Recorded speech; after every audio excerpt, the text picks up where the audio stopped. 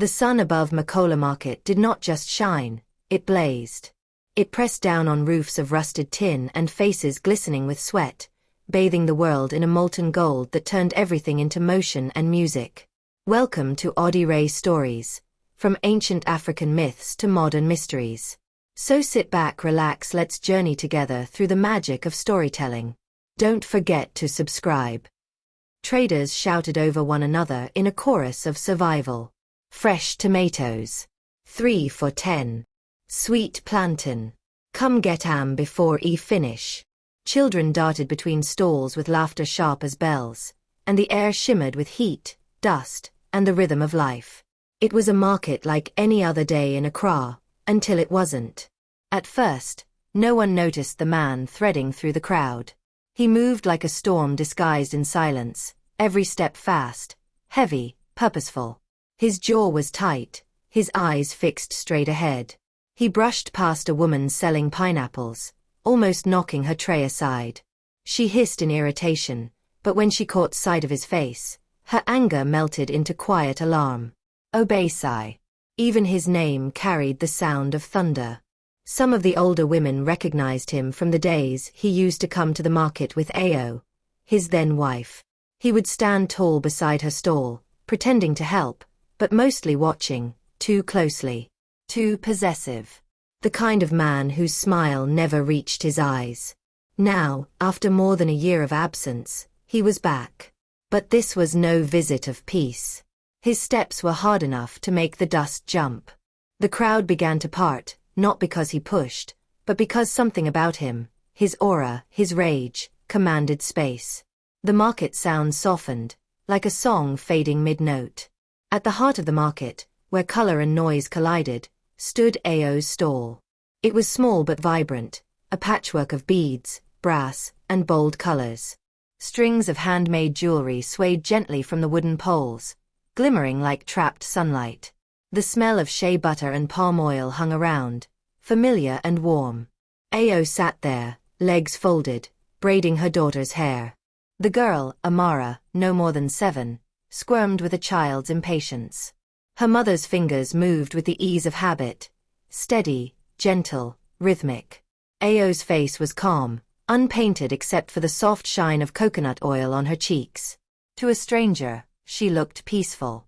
But to those who knew her story, that calm was a miracle carved from pain. Once, Ao had been the woman who flinched at footsteps, who wore scarves to hide bruises, who smiled to make others comfortable.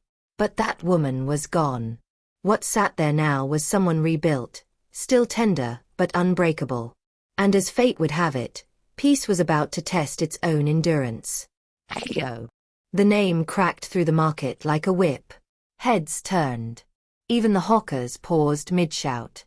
Ao froze for just a heartbeat. Her hands, mid-braid, trembled slightly, but she didn't look up right away. She finished the strand she was working on, tied it neatly, and only then raised her eyes. There he was. Obesai stood a few steps away, sweat glistening on his temples, shirt half untucked, breath heavy. His face was twisted in anger that had fermented, grown poisonous with time. Obesai, she said quietly. Her voice was steady. Too steady. It seemed to anger him more. You think you can just ignore me? His words came out sharp, slicing through the murmurs of the crowd. You think you can keep my daughter away from me, eh? Amara's small hands gripped her mother's wrapper. Mama, she whispered. Ao touched her shoulder gently. Go sit with Auntie Abina, she said softly. The little girl obeyed, scampering toward the fruit stall next door, where a plump woman reached out her arms protectively. Now it was just the two of them. Obesai took a step closer. You turned her against me, he hissed. You told her lies about me. Ao didn't move. You told her the truth yourself, Obesai, she said. Gasps whispered through the crowd. People had started forming a ring now. Traders, customers, passers-by, all pretending not to watch, yet unable to look away. Don't talk back to me. Obesai barked. You think because you sell beads and smile with strangers, you're somebody now? You forget who made you what you are. I remember. Ao replied softly. That's why I left. For a second, there was silence. Even the wind seemed to pause. Then something in Obesai's face snapped. His chest rose, his nostrils flared, his teeth clenched like he was holding back an animal inside him. He lifted his hand. It happened so fast that the market barely breathed. The motion of that hand, angry, raised, familiar, was like an old nightmare replaying in daylight. But Ao didn't flinch. Her eyes locked on his, calm as a still river before a storm. Her voice, when it came, was low and unshaken. You don't scare me anymore, Obesai.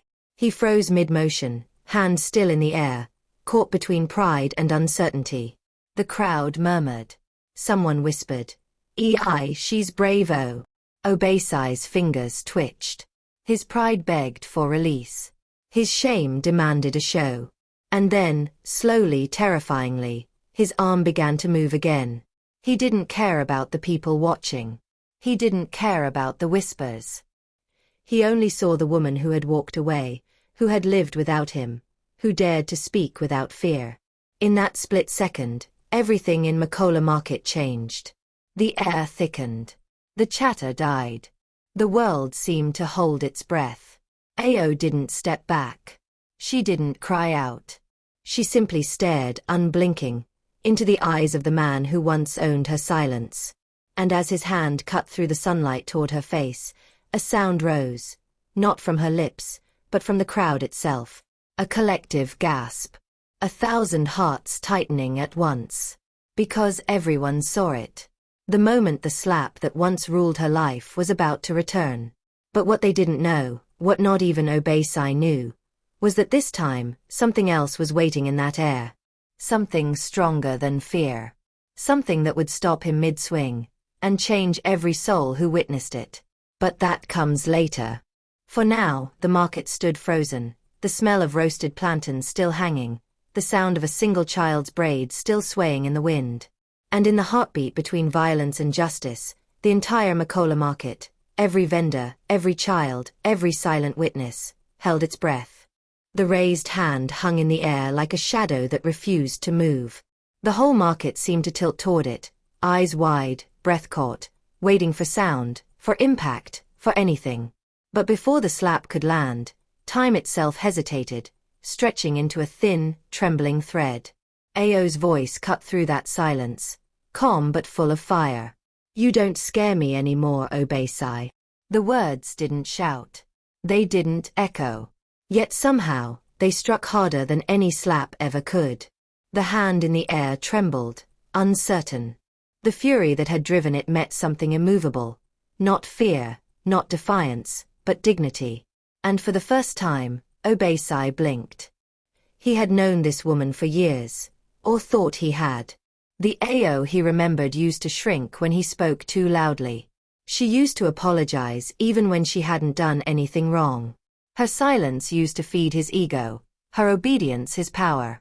But the woman standing before him now was a stranger, still, quiet, unbroken. The market began to breathe again, softly, like the world realizing it hadn't ended yet. Obesai's voice cracked out of him. You think this is over? You think you can disrespect me like this? He dropped his hand, chest heaving, but his anger didn't fade. It simmered, coiling tighter, searching for a place to strike. Ao took a step closer, just enough for her shadow to meet his. Disrespect, she said, her tone like tempered glass, fragile-looking but unyielding. You lost that word when you lost your honor. The crowd stirred again. Heads nodded. A murmur of approval, faint but growing, rippled like wind over water. But Obesai wasn't listening. His pride was too loud. His memories too bitter.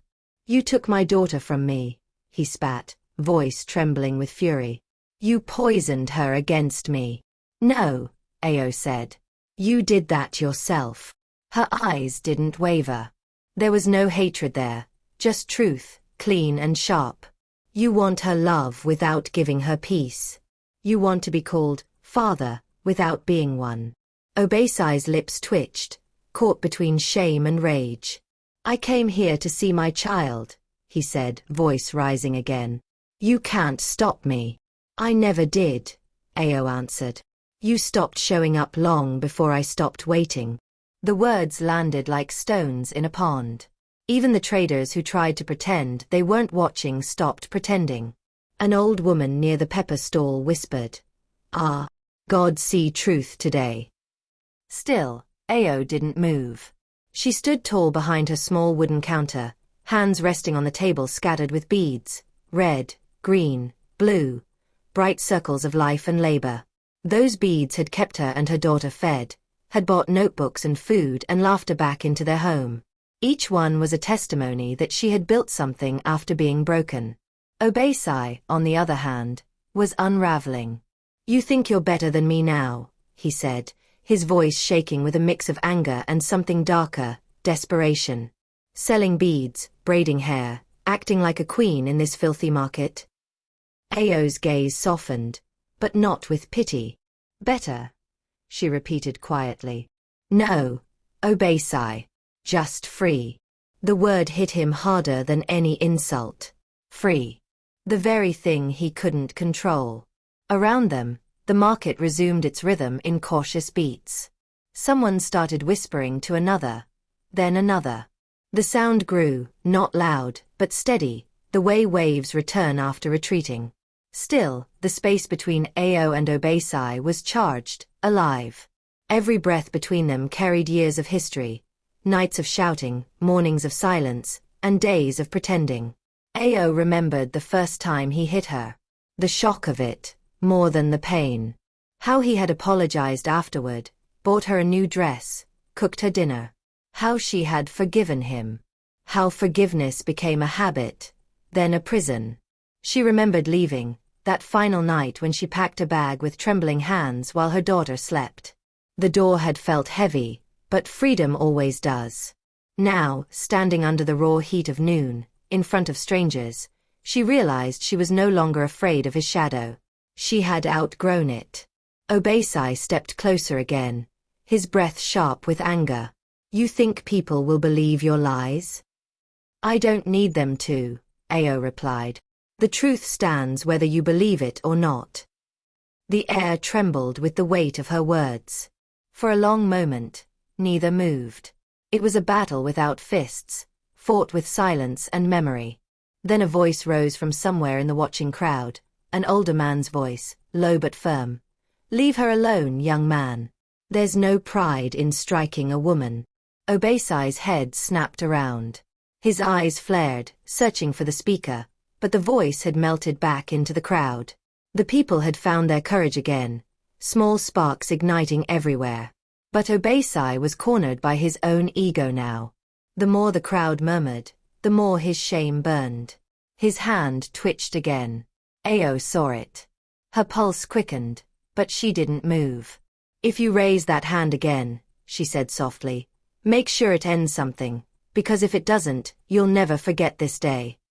Her voice didn't threaten. It warned. And somehow, the quiet certainty in her tone froze him more than fear ever had. He hesitated, teeth grinding, breath coming fast. And that was when the first sound of phones came. The soft clicks, the subtle whirs. People were recording. It was no longer just between them. The market had become a witness. Obesai's face twisted. You want to shame me, he shouted. You want to embarrass me in front of everyone? Ao shook her head. You embarrassed yourself when you forgot what love meant. The silence that followed was heavier than anger. Even the flies circling the fruit stalls seemed to pause mid-air. Ao didn't flinch. Not once. Her back was straight, her eyes unwavering. The same woman who once cowered at slammed doors now stood before her abuser and denied him power. Not with violence, but with grace. In that moment, something shifted. Not just in her, but in everyone watching. The vendors, the buyers, the children, they saw what courage looked like. Not loud. Not flashy. Just steady. And though no one knew it yet, that stillness, that refusal to bow, would set the stage for what came next. A hand from the crowd, a truth long buried, and a reckoning no one saw coming. But for now, Makola Market was quiet again, save for one sound, the quiet clink of beads swaying gently in the breeze. And the woman who didn't flinch stood taller than the sun. Time did not move the way it should have. In Makola Market that afternoon, it bent, thin, fragile, trembling between violence and salvation.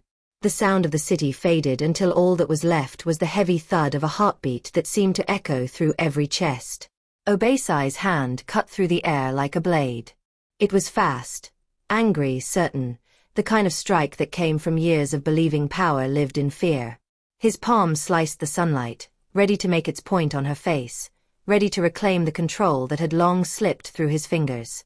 But before it landed, something happened. A movement, sharp, silent, invisible until it wasn't.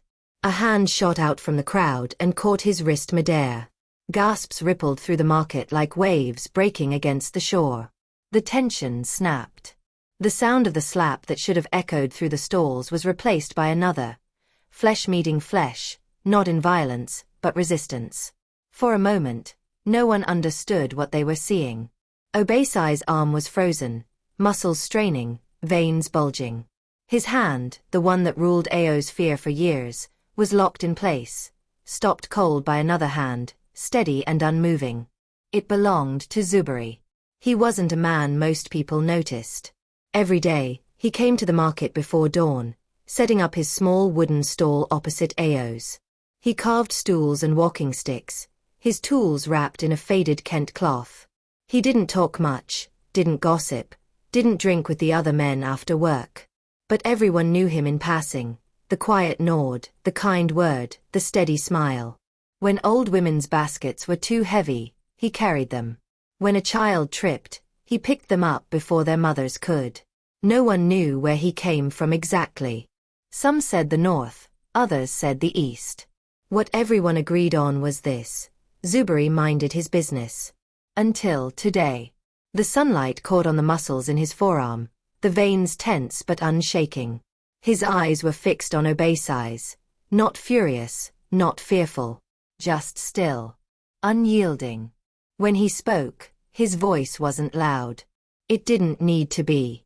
You will not dishonor her here. Not now. Not ever. The words hung in the air like a verdict. Obeisai blinked, confused, enraged, humiliated. Who the hell are you? He snarled, trying to yank his arm free. But Zuberi didn't move. His grip tightened slightly, enough to show he could hold it forever if he needed to. I said let me go. Obeisai barked, jerking harder. Zuberi's voice stayed calm, but it dropped an octave, low, thunderous. You've already done enough damage with that hand. Leave before it adds another sin. The crowd was no longer pretending. Phones were up now. Vendors who had once been busy selling yams and pepper stood frozen. Even the goats tied to nearby posts had gone still, as if the entire world was watching this one moment unfold. Ao stood just behind them, breath shallow. Her body was trembling now, not from fear, but from the shock of what had just happened. 4 years. That hand had risen against her without interruption. 4 years, no one had stopped it. And now someone had. Her eyes burned, not with tears, but with something new. Gratitude, disbelief, maybe even awe. Obeisai struggled again, face twisting. You don't know me, he spat.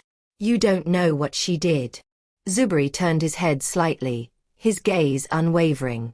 I know enough. The crowd leaned in. Then, with a quiet firmness that carried the weight of truth, he said, I was her neighbor. I heard the screams. I saw her walk out of that house with bruises and silence. A hush rolled through the market. It wasn't just a confrontation anymore. It was revelation. People who had whispered rumors now saw the truth laid bare in daylight. The woman who sold beads wasn't dramatic, wasn't crazy, wasn't the bitter ex-wife Obeisai painted her to be. She was a survivor. Obeisai's face paled. You're lying. But his voice cracked on the last word. No one needs to lie, Zuberi said softly. The walls spoke. The night heard you. We all did. You just thought no one cared. Those words broke something in the air. Suddenly, the anger that had been aimed at Ao turned on Obesai.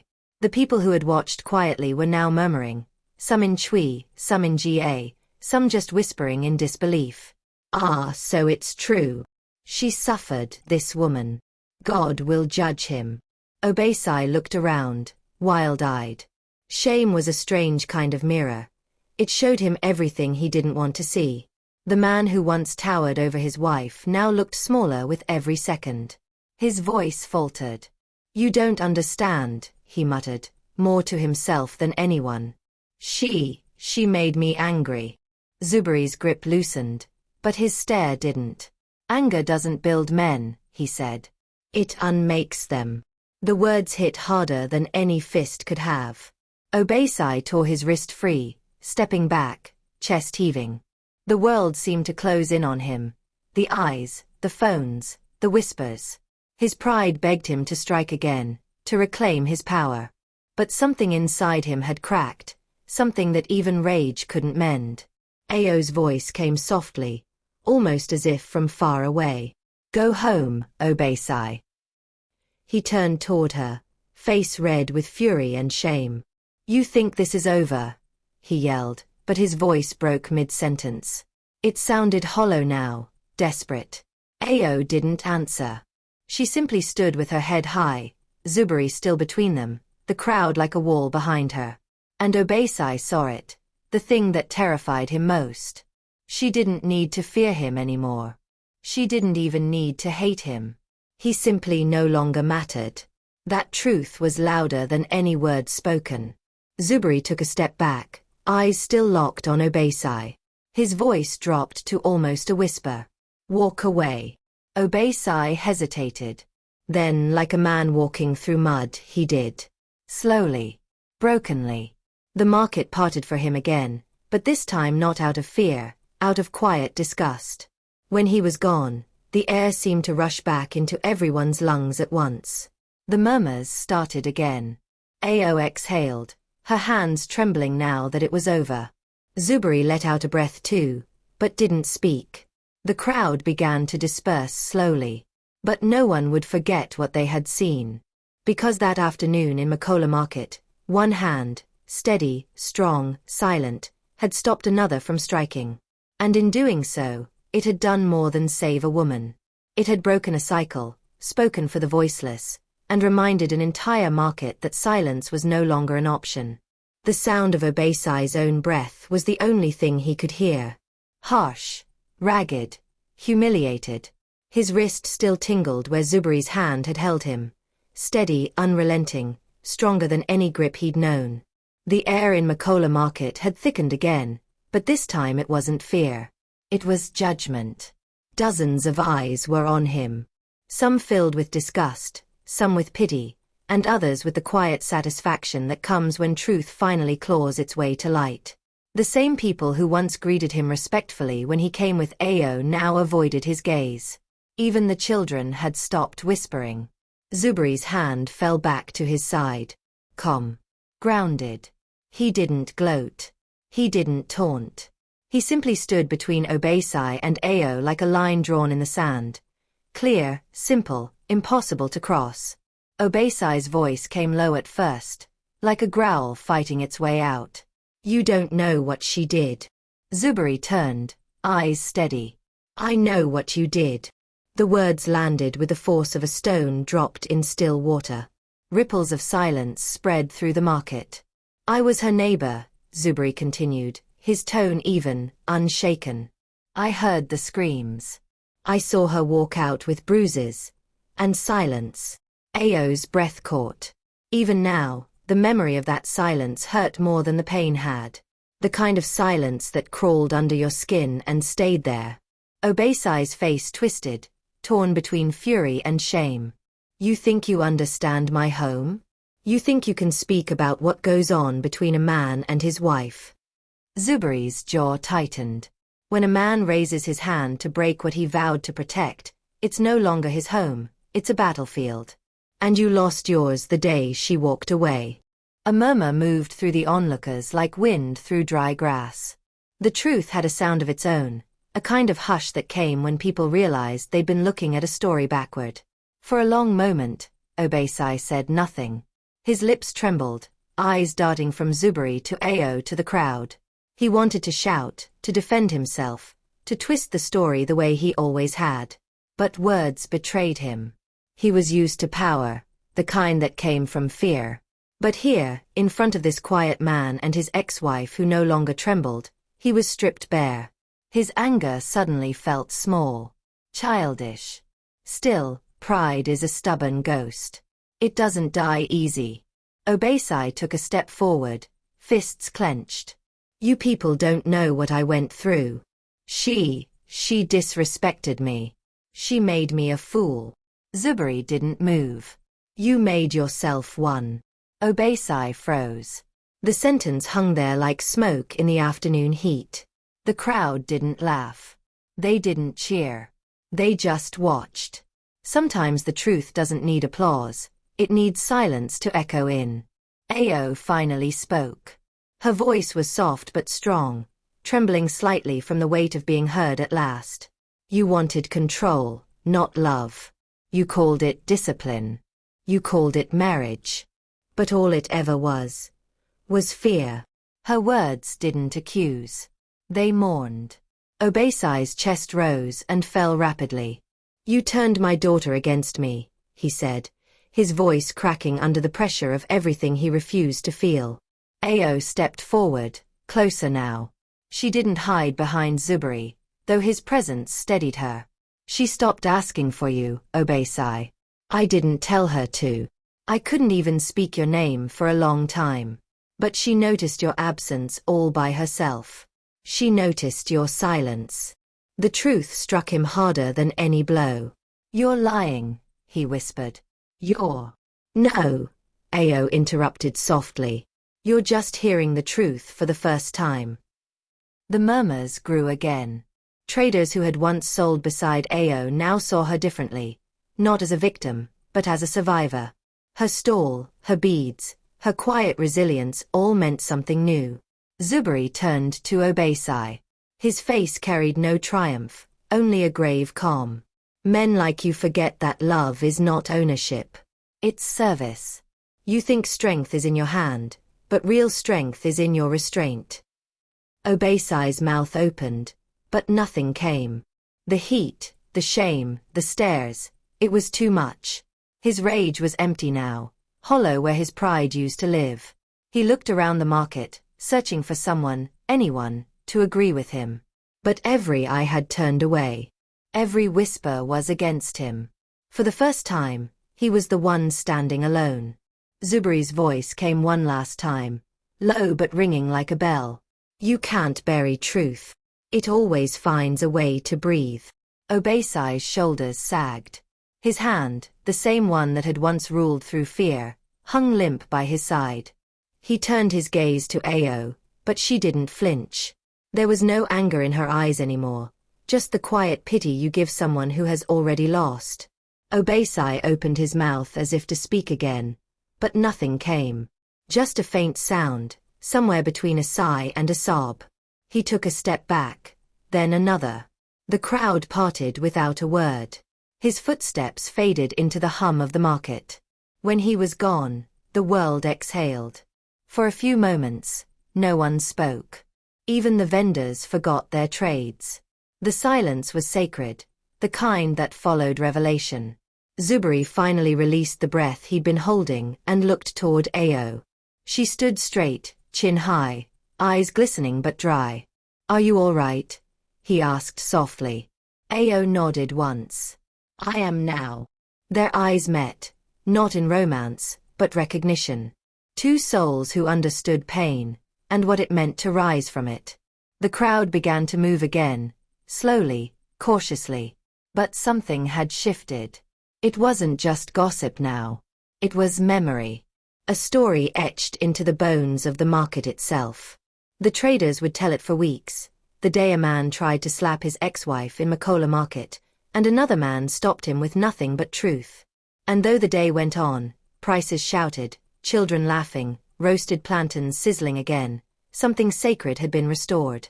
respect, justice, and the reminder that silence, once broken, can echo louder than any shout. The air in Makola Market was thick, not just with heat, but with everything left unsaid. The slap that never landed still hung there, invisible but heavy, like thunder waiting for rain. The crowd didn't move, didn't blink. They were caught between shock and awe, trying to understand what they had just witnessed. Obesai stood in the center of it all, chest heaving, eyes wild. The humiliation clung to him like sweat. For years, he had controlled the story, the proud husband abandoned by an ungrateful wife, the victim of disrespect. But now, in one quiet afternoon, his mask had fallen. He opened his mouth again, voice trembling between fury and desperation. "She took my daughter," he said, his words shaking. "She turned Amara against me." His voice cracked on the child's name. It was no longer a shout, but a plea. Ao stepped forward. The crowd parted slightly as she did, not because of fear, but reverence. Her calm drew them in the way light draws moths. Her voice was low but clear, every word slicing through the heat like wind through smoke. "Our daughter stopped asking about you, Obesai. Not because I told her to. Because you never showed up. Not for her. Not for me." Gasps rolled through the crowd again, soft and sorrowful this time. It wasn't anger now. It was empathy. The kind that spread quietly, reminding every listener of someone they knew who'd lived this story too. Ao's eyes glistened, but no tears fell. Her pain wasn't new. It had already been cried out long ago. What was left now was truth. Naked, unashamed. "You don't get to rewrite that," she said. Obesai froze. The sentence hit him harder than Zuberi's grip ever could. For a moment, he looked less like a monster and more like a man, broken, small, unsure of where his power had gone. He looked down at his hands, the same hands that once built their home, held his baby daughter, then later destroyed it all. He wanted to defend himself, to speak, but every word felt false in his throat. The silence of the crowd became unbearable. He looked around, hoping someone, anyone, would see his side. But all he found were eyes that saw through him. Zuberi took a slow step forward, his voice gentle now. "You can't force love, Obesai. Not from a woman. Not from a child. The day you tried, you lost both." The truth settled over the crowd like a soft rain after a storm. For the first time, Obesai didn't argue. He simply stood there, breathing heavily, his chest rising and falling like a man drowning in his own shame. Ao's daughter, Amara, had been standing with Auntie Abina through it all. She was peeking from behind the older woman's skirt, her small eyes wide. When Obesai turned and saw her, his lips parted, a wordless ache spilling across his face. "Amara," he whispered. The little girl didn't move. Her tiny hand clutched Abina's wrapper tightly. And in that moment, Obesai realized the cruelest truth of all. Fear was the only legacy he had left her. He stepped back, shaking his head as if trying to escape the image. I just wanted my family," he muttered. Ao's voice softened, but not out of sympathy, out of finality. "Family isn't built on fear. You taught her that." The crowd was utterly still. Then quietly from the back someone said, "She's right." Another voice followed. "Too many men like him." Then another, "Women suffer in silence every day." The murmurs grew, not loud, but powerful. It was no longer about Ao and Obesai. It was about all of them. Zuberi stepped aside now, giving Ao space. She didn't need protection anymore. The danger had already been stripped of its power. Obesai looked at her one last time, not with rage this time, but confusion. How had he lost everything without realizing when it began to slip? He whispered something under his breath, a word swallowed by shame, then turned and began to walk away. His steps were uneven, slow. No one stopped him. No one spoke. The crowd parted once more, but this time there was no fear, only relief. As his figure disappeared into the bustling street, a weight lifted from the air. The noise of the market began to return, hesitant at first, then fuller, richer, alive again. But something inside Makola had changed. It wasn't just the end of a scene, it was the breaking of a pattern. People looked at Ao with new eyes, respect, admiration, even quiet gratitude. Some wiped away tears. Others nodded, murmuring prayers under their breath. Ao turned to Zuberi. For the first time since the chaos began, she smiled, small, tired, but genuine. "Thank you," she said. Zuberi shook his head. "You didn't need saving," he replied softly. "You only needed to be seen." Her eyes glistened again. "Still," she said, "thank you for seeing me when no one else did." He gave a faint smile, the kind that said more than words ever could.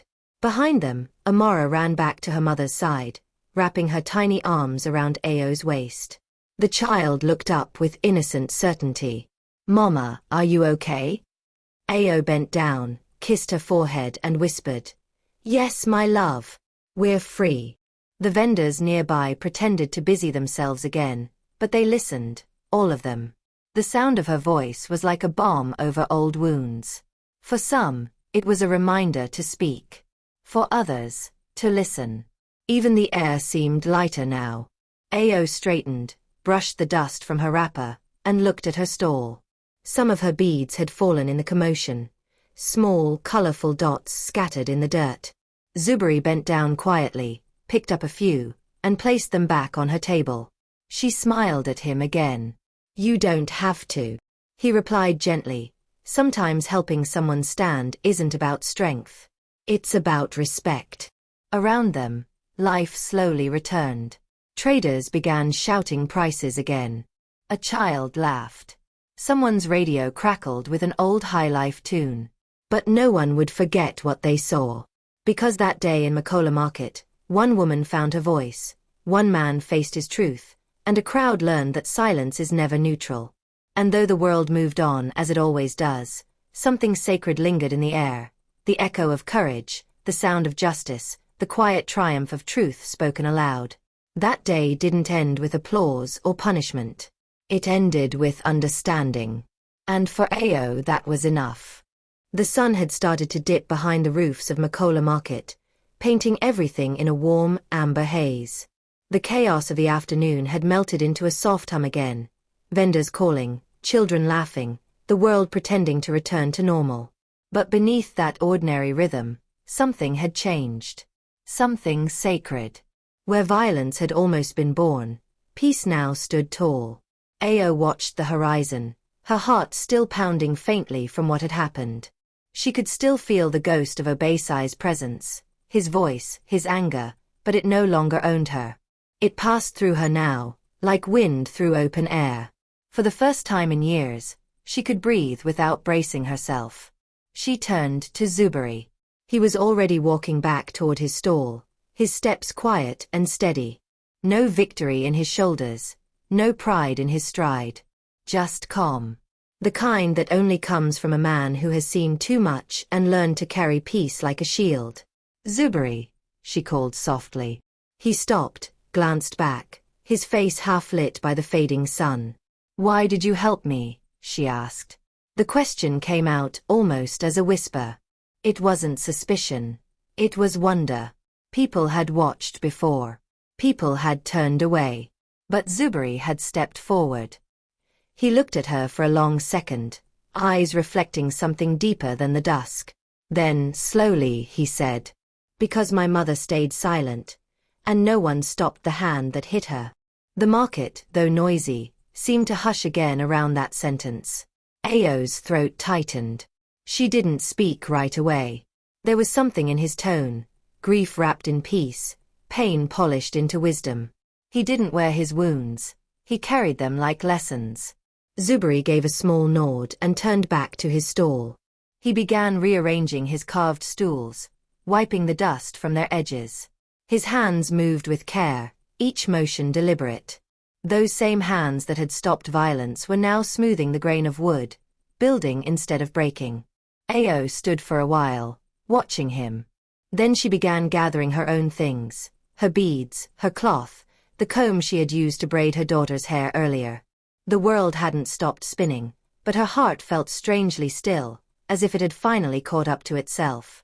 Nearby, Amara was crouched beside Auntie Abina, who was still muttering softly to herself. This market today we have seen," she said, shaking her head, half in disbelief, half in praise. Ao smiled faintly. "Abina, thank you for watching her." Abina waved her hand. My sister, don't thank me. Thank that man who stopped him. May God bless his hands forever." Ao's gaze drifted again toward Zuberi. His stall wasn't large, just a table and a bench, shaded by an umbrella patched with old cloth, but the woodwork gleamed. Stools, mortars, spoons, all carved with precision. He worked like a man in prayer. "Come, Amara," Ao said, taking her daughter's hand. Together, they walked over to him. Zuberi looked up, brow raised slightly. "Yes." Ao smiled. "You didn't tell me you were a craftsman." He chuckled softly.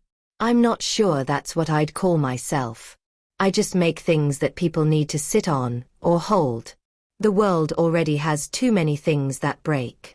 That line made her pause. It wasn't said for effect. It was truth, simple and whole. Amara pointed at one of the stools, her eyes wide. "Mama, it looks like the sun."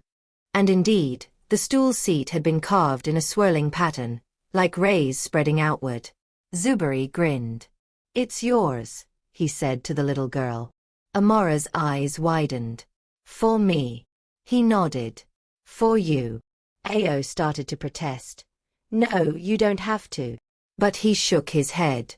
"Please. Let it remind her that even small things can hold strength."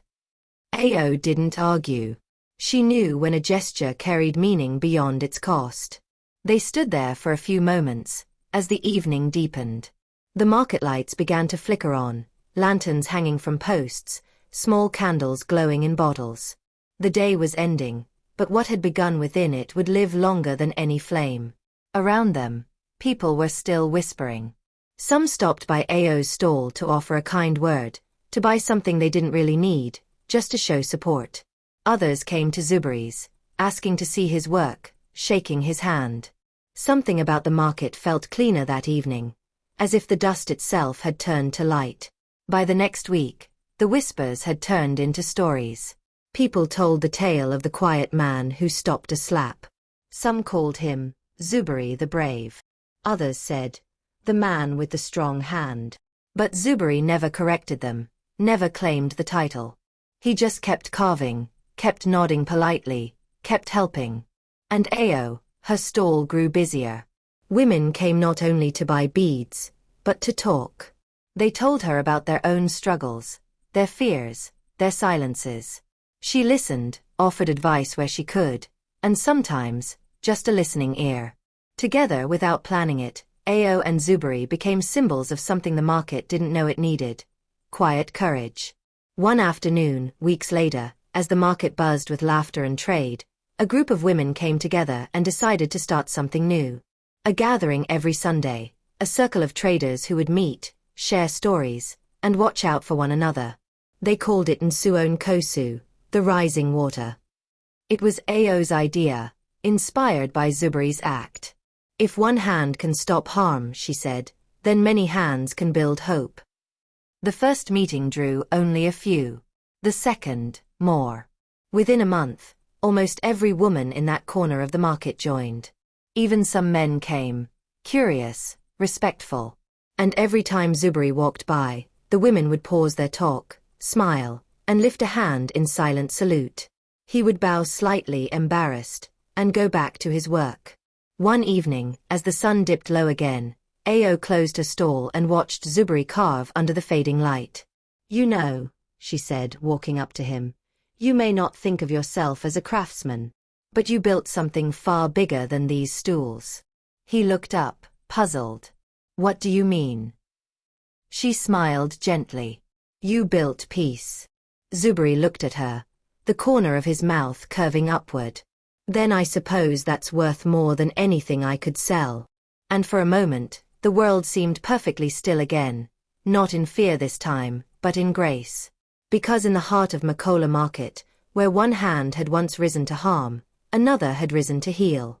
And that hand didn't just stop a man. It built a story that would outlive them all. The end. Loved the story? Smash that like button, hit subscribe, and become part of the Audie Ray Stories family. Your support helps us bring more powerful African tales to life. Thanks for watching. We can't wait to share the next one with you. See you soon.